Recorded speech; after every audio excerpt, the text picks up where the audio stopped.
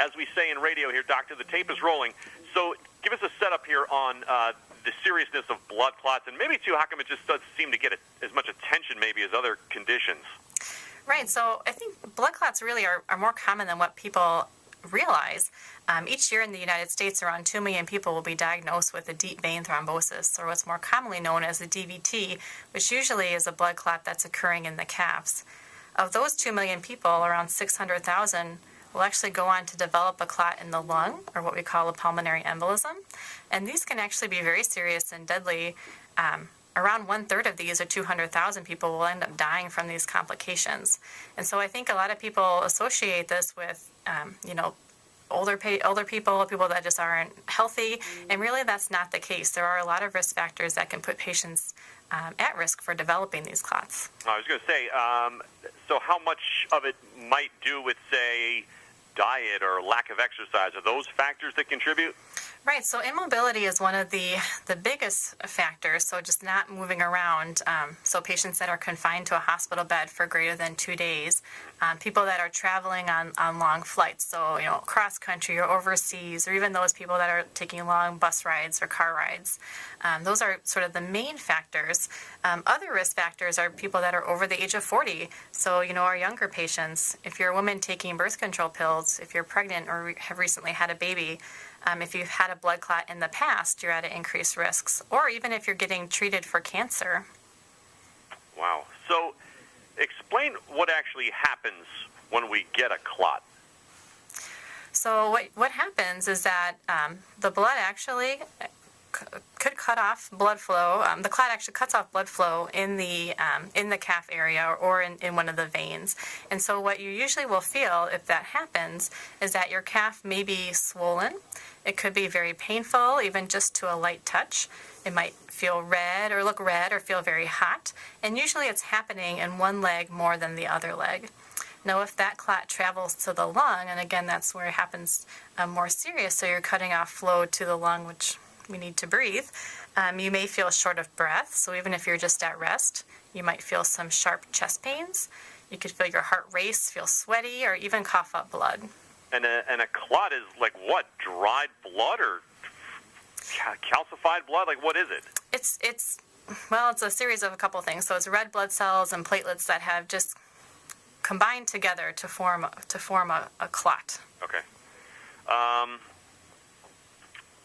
And how, I guess if we're in the hospital, how can we be aware of something like this? Since you said if you were in for 2 days or more, you have to be aware of this.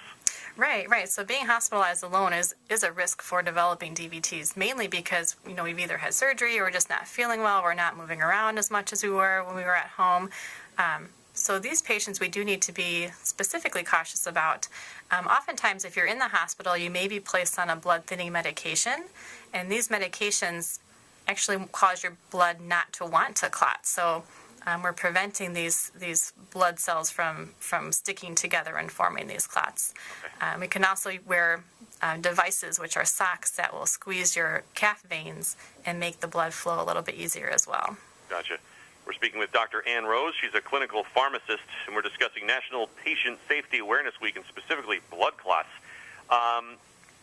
If you're somebody who tends to get sick or tends to wind up in the doctor's office or the hospital a lot, are you more at risk than others for, say, a blood clot? If it's causing you not to be as active, then you may be. So that's the easiest thing that we can do to prevent a clot. So making sure that you're up and moving, even just light walking can help keep that blood flowing.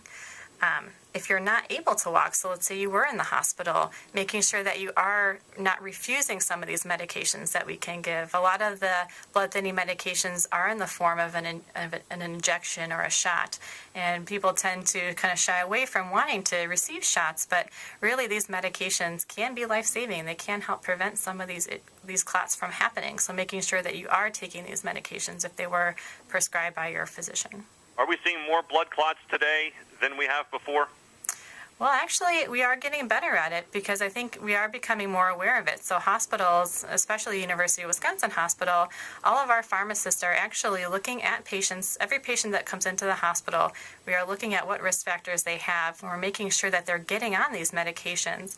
So in general, at least at the University of Wisconsin, we have reduced the number of blood clots that patients are getting while they're in the hospital. So I think we are getting better at it. Is there a connection between blood clots and, say, obesity?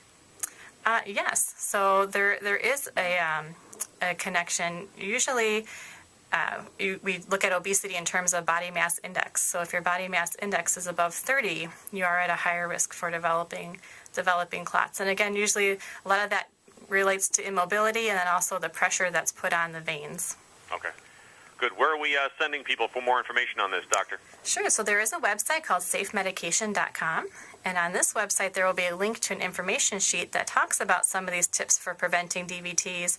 It also lists more risk factors for patients that might develop these types of clots.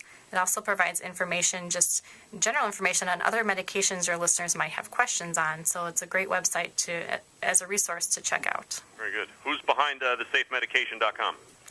The American Society of Health Systems Pharmacists. Health Systems Pharmacists. Excellent. Hey, thanks for a few minutes. Nice talking to you. Thank you.